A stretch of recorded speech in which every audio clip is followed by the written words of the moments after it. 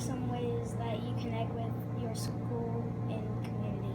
Okay, several ways to connect with the school and community, and I would say number one, my first emphasis is to connect with the school, because without a positive influence and without the the school culture really doing well, then personally as an athletic director and a coach, then things aren't going to go really well for me. So what I try to do at first is really encourage my coaches to be out in the public, to be good positive role models, and then it's the connection they have with their players and the parents that really sends a good message.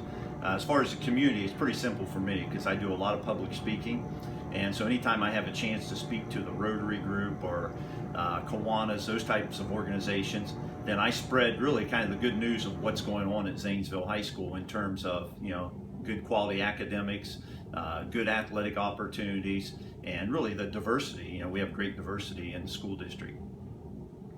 Okay. How do you build leadership in the school or the community?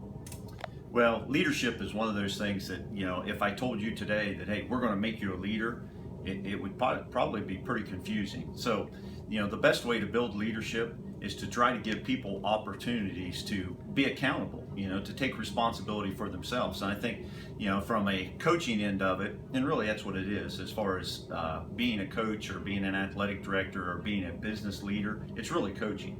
And so what you try to do is you try to give people the opportunity to be accountable, to take responsibility for everyday things. And then in turn, they learn how to handle those things. And those are the ones who really develop into great leaders and people that can actually run things in the community and then come back. Like, we have a lot of former athletes now who are back in as school teachers and administrators, and they learned those basic principles, through athletics and by doing daily things, not so much as doing like, there's one special thing that you have to do to be a leader. You learn how to be a leader by being accountable for yourself. Okay. What will be your fingerprint on the school or community when you leave? Well, I think that anybody who has been fortunate to have success, I think when it all is all laid out, it's not the trophies or it's not the things that you were able to help build and accomplish. It's relationships. So I would think that anybody that you would ask that has had some success in their life would say, listen, the best things that I remember and the things that I enjoyed the most are the personal relationships with the people who I've either coached or worked with. Those are the situations where you have the most fun. As far as having a trophy, that kind of wears out after a short period of time. Being able to be part of something that we built, something other people are going to use and see in the future, that's nice, and it's really good for everybody to have the opportunity to use good facilities. But at the same time, personally, it's about the relationships that you're able to build throughout your career. Have you been to a different state? Great question.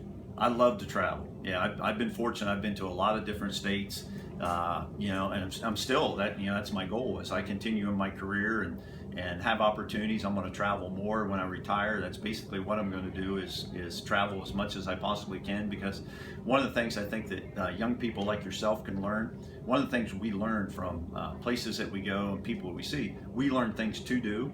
And then you can learn things not to do, because people make mistakes and there are places where you say, boy, I don't want to be. But without traveling, you just don't know what's out there. So by being able to travel and talk to different people and see different environments and cultures, it really gives you a good perspective when you come home of changes maybe that you can make in your own community and the way that eventually you want to live your own life, or even where you want to live your own life.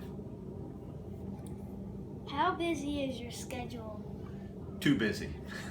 But I would say this, I think that the busier I am, I think the happier I am. I think that sometimes people kind of get lost in the fact that they get down because they have so many responsibilities. But for me personally, when I have a lot of responsibility and a lot of things to do, and as an athletic director, it's 24/7, and then trying to coach on the side, and then also trying to be a responsible husband and having sons, and then having a grandchild now, and trying to put yourself in all those places. I think it forces you to be more organized, and when you're really organized, all that busyness you can put it all in perspective and you can do all those things. You don't have a lot of free time a lot of times, but at the same time, I think it gives you great direction and a sense of purpose, where a lot of people sometimes they don't have a sense of purpose.